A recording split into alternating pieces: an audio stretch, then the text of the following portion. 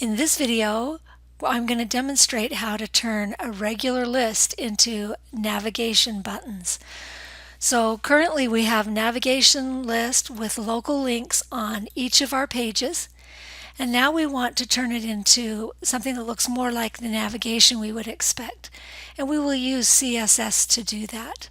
The first thing we're going to do though is add the HTML nav tags, and these are the HTML semantic tags that to surround your navigation, and this will help us be able to select the things that we need and to be able to use that semantic structure.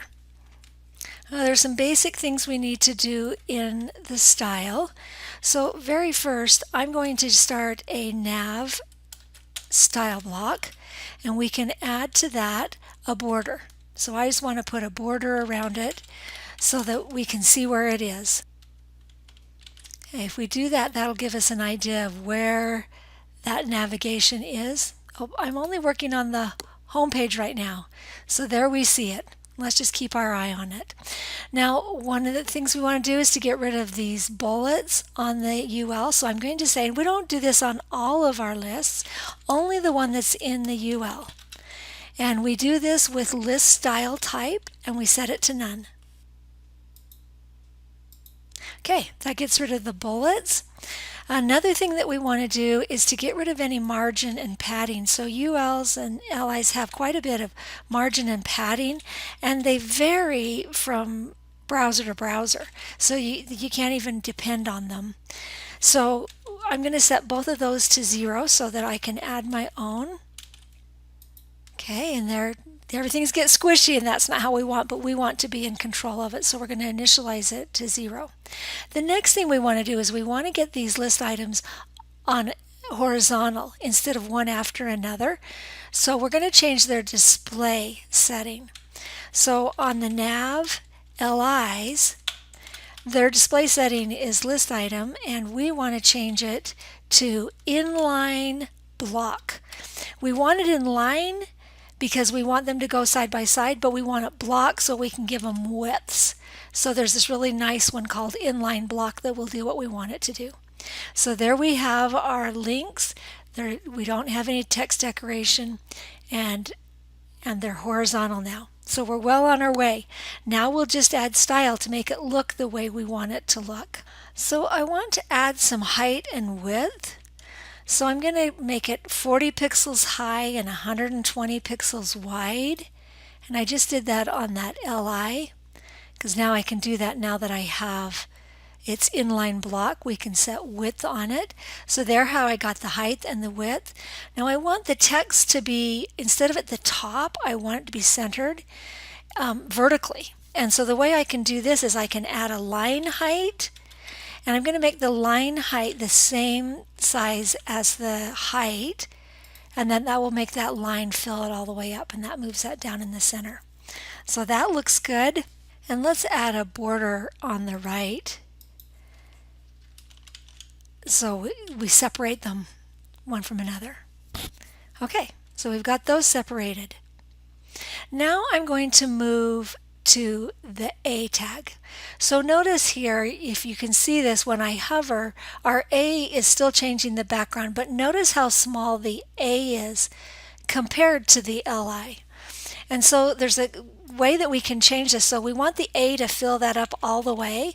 So I'm going to say the nav A link, and A visited. So I'm going to add all of these, and I'm going to say that I want the display to be block. And now when I hover over them, notice how it fills up the entire LI.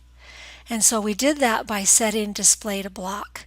Now there are a couple of problems with this, especially when you're managing colors like this where you can see the color inside it. Notice on this one I've got this little bit of gap there, and on this one I've got this little bit of gap there, and here I don't. And so this is just a quirky thing, and you have to pay attention to these kind of little details. And the way to fix this is I'm going to put a negative margin on these and not this one. So this is kind of an interesting process. What I'm going to do is I'm going to do a margin left, and I'm going to set it to -4 pixels and save that, and I refresh, and there, see it fill up? Okay, now notice the first one didn't need that repair, only those two did. I'm going to use the first child selector to be able to select just that one A-link.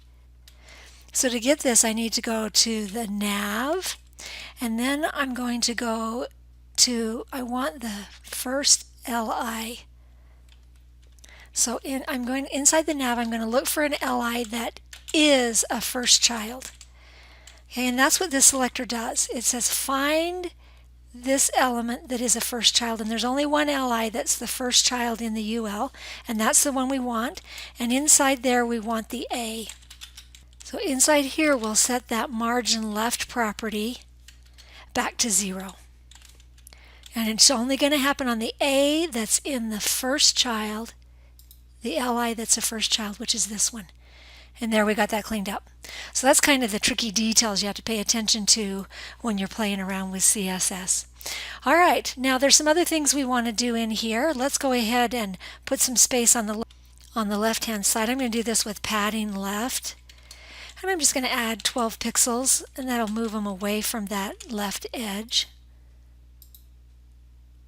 And there we've got them moved away from that left edge.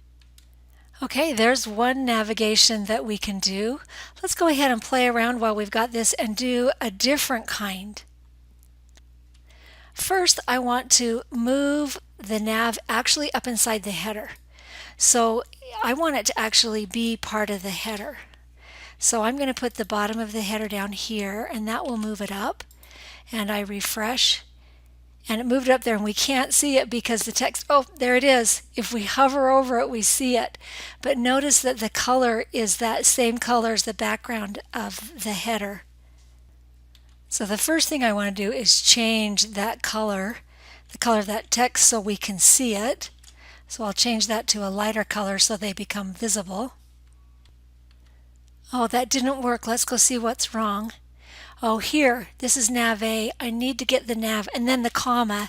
So nav A link and nav, that wasn't getting the visited because it wasn't inside. So I have to put the nav in front of each one of those. Let's see if that works. There we go. Now we have those colors so we can at least see it. So there's a couple things we can get rid of. We don't need the border. We're not going to see that. I can get rid of this whole thing because it's just the border as well. So I don't need those border properties. And I don't need these margin properties that set us back. And I don't need this first child because those details just will not be an issue now. They just won't be visible that there's those slight differences. All right, so now we've got these happening. And now notice what I want to do. When we hover, I don't want they go away because they're the same color. So now I want to create one that's a nav on hover. So nav, remember notice it was picking up the hover from our other A links, but now we'll overwrite that with this. And let's go ahead and add a color here so that when we hover, it changes the text color and the background color. All right, and then I think it'll look better over here. So let's go ahead and do a float right, and we'll float the whole nav. And now it's over there. And now let's just work on a few details. Let's move it away from that edge a bit. So I'm going to add some padding right. 24 pixels. And you just play with these details. You should put it in, you say, okay, that gets me closer to what I want, and see if we need some more. Okay, those look a little bit left. Let's put a little bit more padding with each one. So in 12, let's go to 20. And notice how now we have an entirely different look. You see how that's just different now? That we've changed it, right? Okay, now if we go to the other pages, that navigation is not there. It has all the common style, but now we need to add the nav and put it inside the header. So we need the HTML, and it's really, we just need the nav tags, because that's what all of our style was built on, was those nav tags. And we want to do that so we could do it this way. We could move the header down and then put nav tags here and the nav tag here. Save it, and now we refresh and we've got our navigation. Now notice the conflict between our fixed image up here and our navigation. We can't even make it work, right? We can go back to home and then go. So now we see when we get ourselves into trouble, we need to consider making changes. This is a change that we can make in the learning style sheet and go down to that interrogation. We can do top and right. Instead of top, let's do bottom and see if that solves our problem. There we go. So we moved it. Oh, now we've really created a problem. We have to fix that on the hover part as well, so that it's bottom as well. It's jumping from the top to the bottom. And there we've solved that issue. We've been able to expose that. Notice that we have to deal with the scaling on this as well to make it work more cleanly. It turns out when you make one change, you have to make several to make it work. You have to pay attention to all the details. There we go. So now that's working the way we expected, and our navigation is visible. But there's two different ways you can add navigation. Look around the web, you'll see lots of different options for navigation.